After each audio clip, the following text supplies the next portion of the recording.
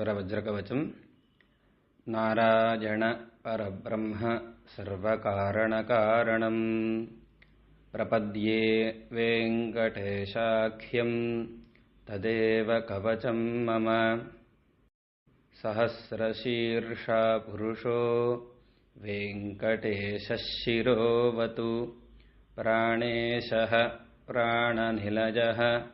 प्राणान् रक्षतु मे हरिः आकाशराट् सुतानाथः आत्मानं मे सदावतु देवदेवोत्तमोपायो देहं मे वेङ्कटेश्वरः सर्वत्र सर्वकालेषु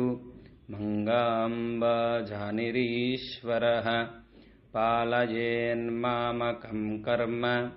साफल्यन्नः प्रयच्छतु य एतद्वज्रकवचम्